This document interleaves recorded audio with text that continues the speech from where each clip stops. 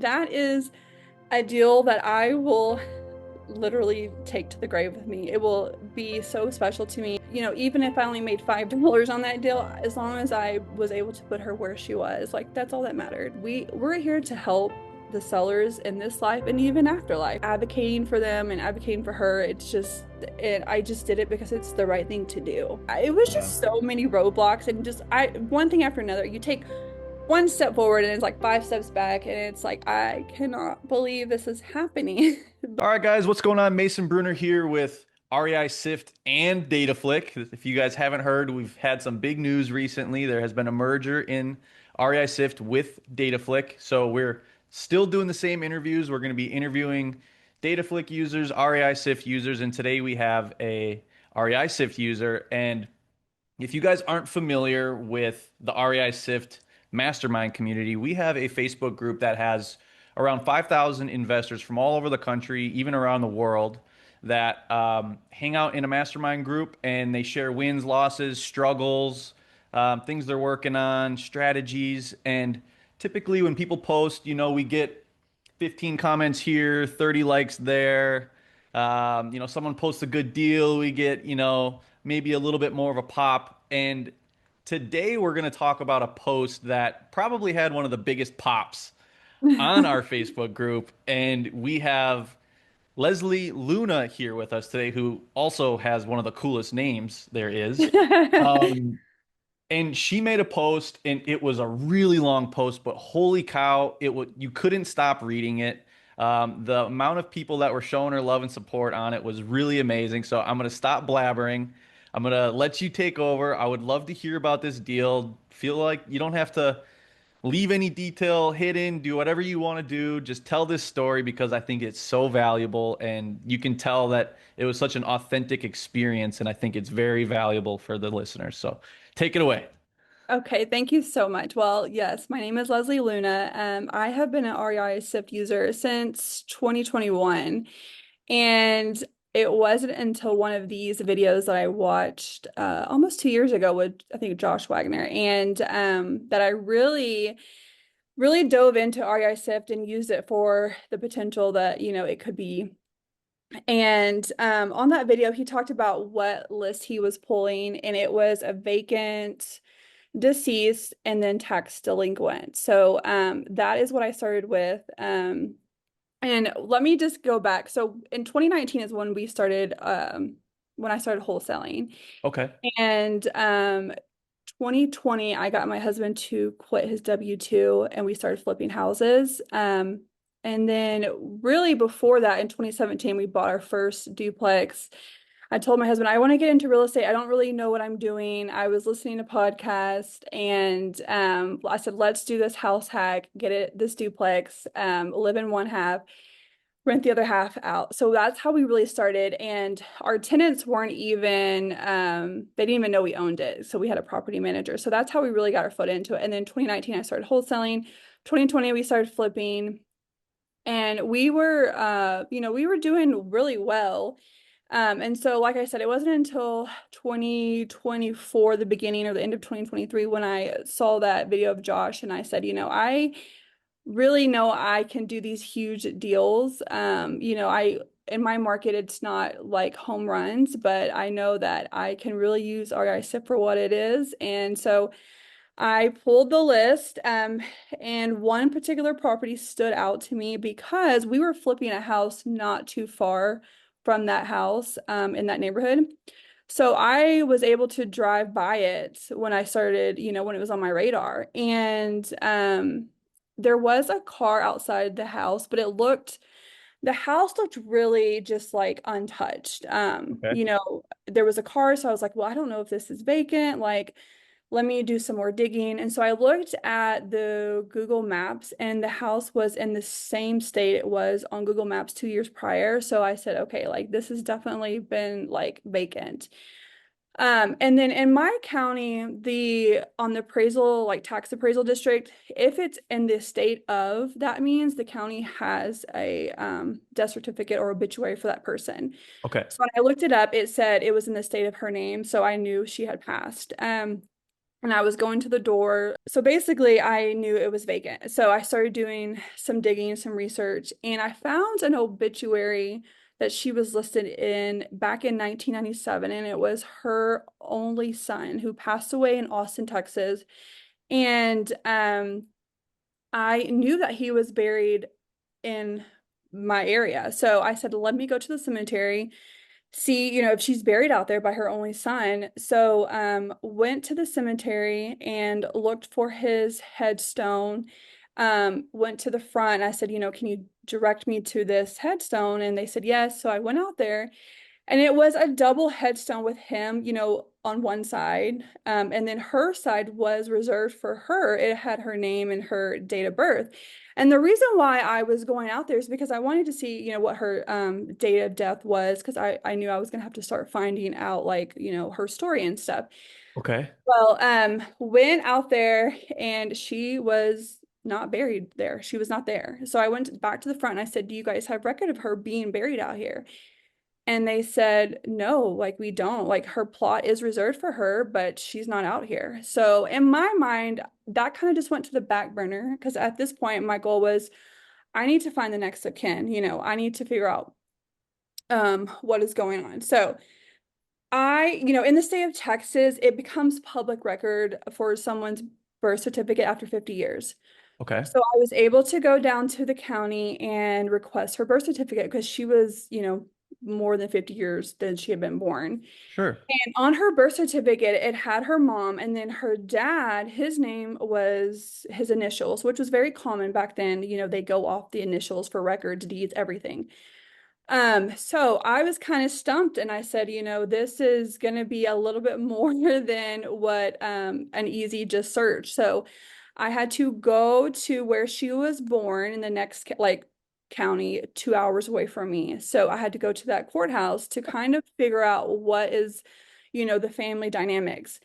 I was literally like Aaron Brockovich in there taking pictures. I wasn't even supposed to be, I don't think. Like I was just trying to find information about her parents. And luckily, after hours and hours of searching, this is not digitalized. It's all, hard records that you have to flip through. So after a while, I finally found her parents' marriage certificate and found her dad's real name. And so, um, back then, the obituaries too, they were not easy to find. You have to literally dig through newspaper articles. Okay. Um, and so at this point, I had reached out to Stephanie, as you know who, Yep. yeah, because I was like in over my head, and this was the very first like deal that I had been wholesaling, and I knew like I had worked with heirs before, but nothing to this extent of like finding and digging, and so I was like, Stephanie, I need your help on this because this is like a lot of records and stuff to go through. So she and I joined together and we spent hours looking through obituaries to try to find, another sibling because on her I think on her, yeah, it was her birth certificate when she was born, or maybe the census back then, it had stated that there was another child. Okay. So we combed through, we found her dad's obituary, and it was very vague. It said like a farmer passed away, and it listed names, but back then the women went by their married name. So it was like Mrs. Smith. So you really didn't Sure. know like you had to do more digging about like or it said their initials like Mrs. W.J. Smith and Mr. Sure. and Miss, and it was very hard. So we were going through, like I said, newspaper articles. We had found out that she had actually been married like a total of 3 times in her life, but they had all passed away. I mean, just a very interesting stories that we were finding in all these newspaper articles. And finally, Stephanie found the obituary for her mom, and that was really the key, like the breaking point of this, because it was just like it listed who the half sibling was.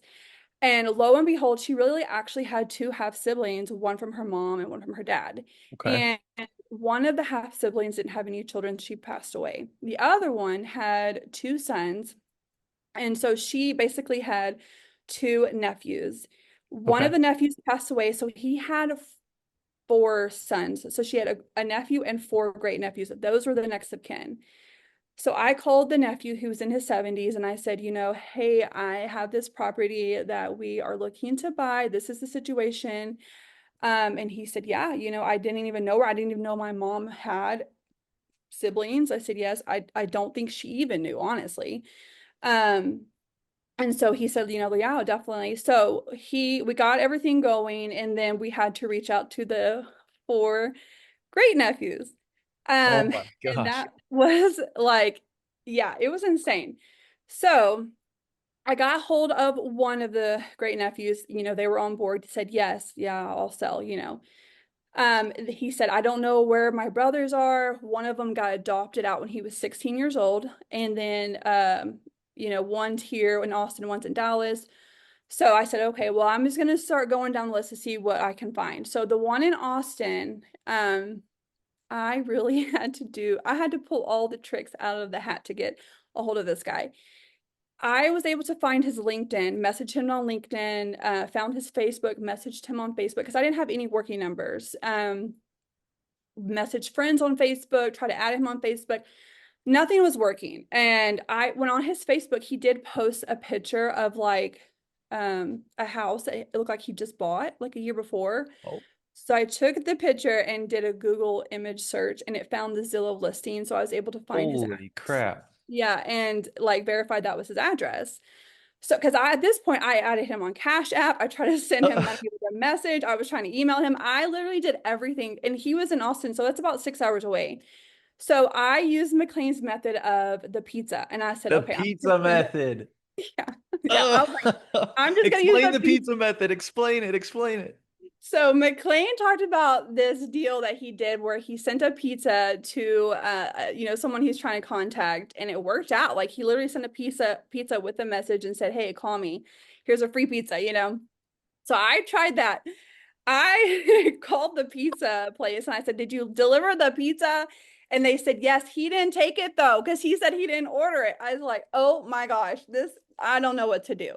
So I told my husband, I said, "I'm gonna send cookies because I can send a note. Like this is all, I don't know what else to do."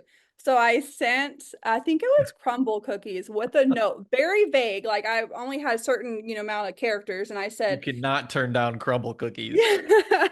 And I basically said, like, I'm trying to get a hold of you for this estate. I've already contacted your brothers and I listed their brothers and, because I wanted to be like, this is legit. So he called me right away. It worked. So the cookies Yes. worked. I said, oh my gosh, that was insane. So yeah, I did everything, like everything. So he was down to the last, the second one. So the third one, was the one that was adopted out. This one, I just could not believe it because I said, as much work as we put into this, we hit a roadblock, like no one knew his last name.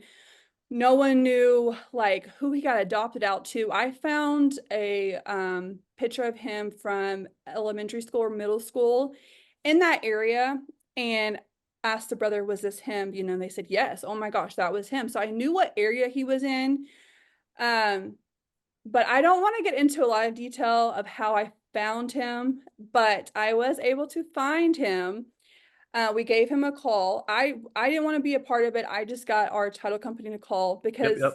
they were asking like if they could contact him. I said absolutely not. I don't have anything to do with this.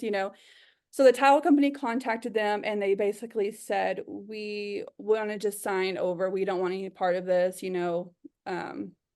Whatever we have to do. So Right. he was crossed off. So Yep. the last one was a sheriff in Dallas. He said, yeah, I want to sell.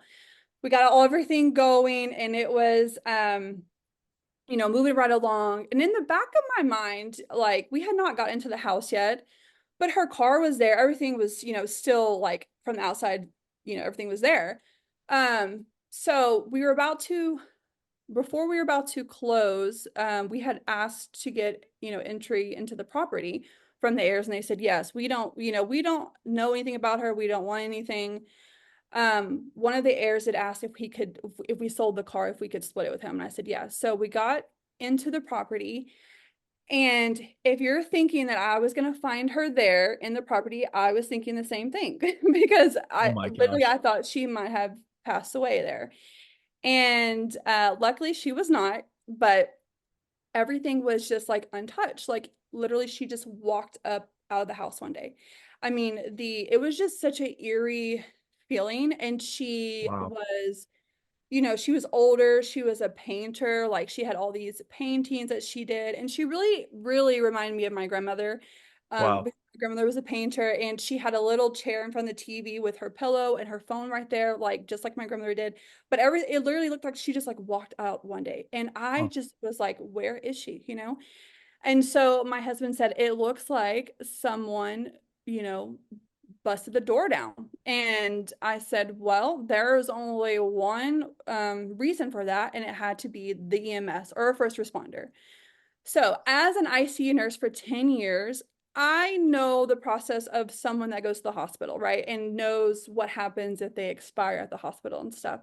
So, in my mind, I'm like, this is the only explanation. Nobody knows where she is. The neighbors weren't even the house was kind of like an isolated corner. So the neighbors weren't like really close, like in proximity. So, and the ones next to her, they were renters, so they didn't even know, who she Okay. was or anything. So I didn't really have a lot of help from the neighbors. But I said nobody knows where she is. This is the only explanation is she had to go to the hospital. So I called the county examiner's office because if someone is not claimed to the hospital, that's where the morgue will pick them up, and they usually take them to the examiner's office. So I called the examiner's office and I said, did you guys have this miss in there? And they said, yes, we did 2 years ago. And I said, well, what, okay, did someone come get her, like claim her? And they said, no, we had to, if someone is not claimed, we have funeral homes that we have to disperse them to. We just kind of rotate. And they said, we dispersed her to the funeral home, and that's who has her. And I said, okay. So I called the funeral home and I said, did you guys have, and they said, yes, we did 2 years ago. And I said, okay, well, what happened? Like, who came to get her? And they said, nobody. We cremated her. She's been here for 2 years on the shelf. So I said, she has a plot like in the cemetery that I would like to put her in. Like, I feel like this is the right thing to do. And I said, could y'all release her to me? And they said, yeah, absolutely. Just come and, sign the paperwork. And so I just could not believe it. I told my husband, I said, I have to do this because there is nobody in the world that knows where she is but me. And like I said, the family didn't really, I told them, I said, I did find her, and they just were like, okay, like they didn't really have any connection to her, and it was really hard because all her stuff in her house, all these personal items, like her son, I did find his death certificate in the house, and but you could tell the love of her son. She had all of his diplomas from school. I mean, he just seemed like this very intelligent person, and Wow. all these pictures of him, and she you could tell she just loved her son so much, and she kept so many things, all these personal items, and um right before we were about to close, one of the heirs actually ended up going to prison. So we had to work with the justice system to try to get a notary inside. And they were like, he was in jail and he wasn't even sentenced yet. So we had to wait. It was a process too. I had to download an app to communicate him for him to put the notary on the visitors list to get the notary inside. I just of all of the obstacles, I said this cannot be the end. Like this has got to be done. Yeah. Finally we did. We got it done. So we were able to, claim the property in the house. So then I was able to go through her things and stuff. So after that, I did go to the funeral home and got her ashes, and I put them, in the car, and I drove out to the cemetery. My husband was supposed to meet me out there, but he got caught up into work that day, so he couldn't make it. So it was me and the cemetery worker. And he was like the most spiritual, like intellectual person. Like Wow. I could not ask for like a better person out there. So they call it an open and a close. Basically, it's just, digging the hole and then closing it. And but they try to make it very nice and stuff. Right. And it was just $350 I had to pay. And so when I got out there, he said, "Do you want to say a few words to her?" And I said, honestly, I'm not family.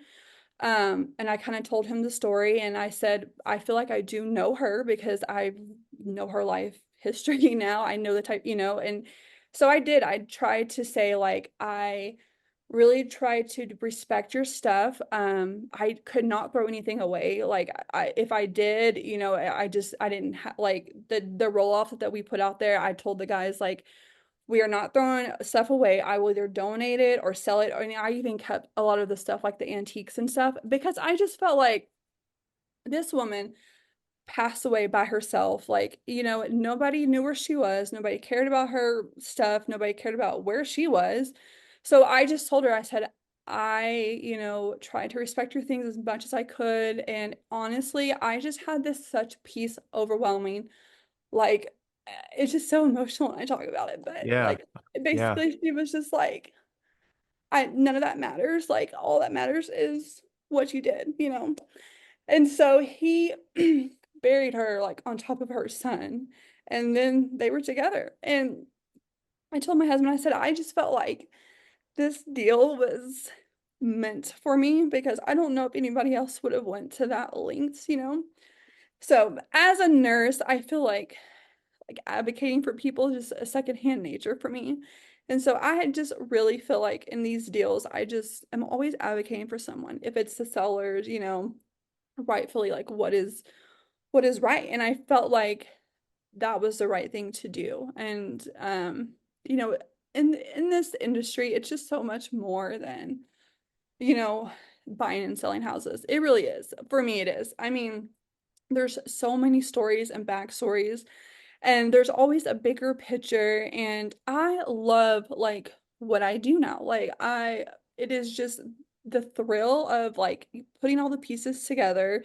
I mean, yes, do we get great paydays? Absolutely. Like, but just the benefit of just like I said, the deal, the process, putting it all together, it is such a rush for me. And I would Yeah. not be able to even be here without REI Sift. I mean, truly, like it has been so life-changing. So that is a deal that I will literally take to the grave with me. It will be so special to me. I mean, never in a million years did I think it was going to turn out the way it did.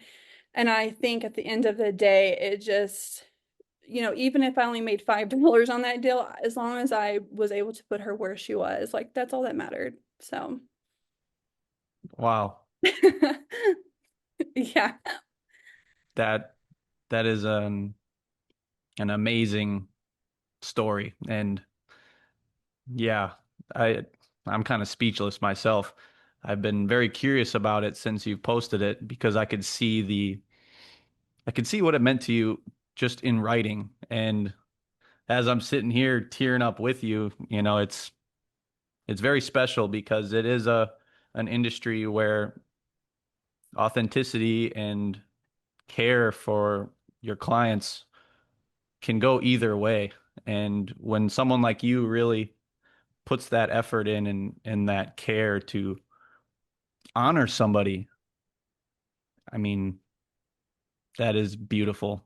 Yeah, And it was wow, yeah, it was like I said, if it was me, I always think like if I was literally lost somewhere, like I would hope somebody found me and put me right. back to, you know, and it is unfortunate that, she got like it just got swept underneath the rug and it was somehow missed like how everything happened and unfortunately for her I mean 2 years on a shelf in a funeral home cremated like I mean and like that's what I think I put in the post. I mean we're here to help the sellers in this life and even afterlife. Like I like advocating for them and advocating for her. It's just, and the cemetery worker told me, he said, you are just gonna have like a guardian angel over you for the rest of your life for this. And I said, I didn't do it for the monetary purposes, and I just did it because it's the right thing to do. Like, you It know. is. Yeah. And I mean, who knows if she was not even at peace until then, like we don't Yeah. know. Yeah. Yeah, I don't know what to say. That's that's amazing that you were able to take care of somebody and tie that together. And I think you're right. Yeah, I think you did probably put her at peace. And what an amazing opportunity. Yes. Yeah. I mean, I don't know how many times we'll get to do that. It's always, yeah, I made this big check and I Yeah. did this Yeah. thing. And, there's always a little flavor of, yeah, we were able to help them out and their thing. But yeah, leading with care like that is really cool. And yeah, you're the perfect personality, especially with the like the hospital background. Yeah. I It's mean, it so was cool. just, I think it wasn't like a coincidence by any means because, like I said, I don't know if other investors, not that they wouldn't have cared. I mean, I just don't think they would even know what avenues to take. And, being a nurse and maybe even like just like I said, being an advocate and stuff. And I just think it was supposed to fall into my lap, like, Hmm. um, and just take such special care of this whole Yeah. transaction, her and everything. And so What yeah, it was was the overall timeline on that? months. It took a lot of months. But really, what really it wouldn't have taken so long, I don't think, if the heir didn't go to prison. That's really what delayed it so long. But the actual like foundation and like the research, the airship, I want to say it took Stephanie and I maybe like 2 or 3 months to get it, everything all figured out, mapping of who is who. And like I said, I had to go and dig through records and countless hours, me and her going through like newspapers and like, and it just, and I will say, like, I'm glad I did that deal first because that was the most in-depth, like, investigative work I've had to do on a deal. And it just prepared me. Like now I just deals on my, oh, this is nothing to compare to like what we had to find out. So I am so glad for that and the foundation it laid for me. And Yeah. Steph is such a great resource, but I haven't had to need her on any other deals. Yeah, Really right. because it's not been anything like that. And so it's been great. And I it did take a long time to get it. And like I said, that heir went to prison and that was just it was Yeah. just so many roadblocks and just I one thing after another. You take one step forward and it's like 5 steps back and it's like I cannot believe this is happening. But Yeah. like I said, it was meant to be. And Well, Leslie, I know you're not you didn't do that deal to receive any sort of praises or anything like that, but I mean, I'm amazed with your fortitude during that, and you stuck with it. And I'm sure you were excited at points, and you were maybe nervous or scared, and all that. And it's really cool to finally hear the full in-depth story about that, and to hear the passion that went into it rather than just reading it is really cool. So. Thank you so much for sharing that deal with us. I know since then, you've posted a few more deals. I know you're still doing similar things, diving deep and all that. And mhm. I'm sure this isn't the last we're going to hear from you in the community. And congratulations on that. And thank you for being a good person. Thank you for looking out for others because in a industry like this, making money can be the only thought. And I'm glad that Yeah, there's people like you that um, can put forth a different example and still take care of their family while they're doing it. And that's yeah. the biggest thing. So um, I have a lot of respect for you, and I admired that entire situation. So thank you for taking the time to talk about it with me. Yes, absolutely. Thank you so much.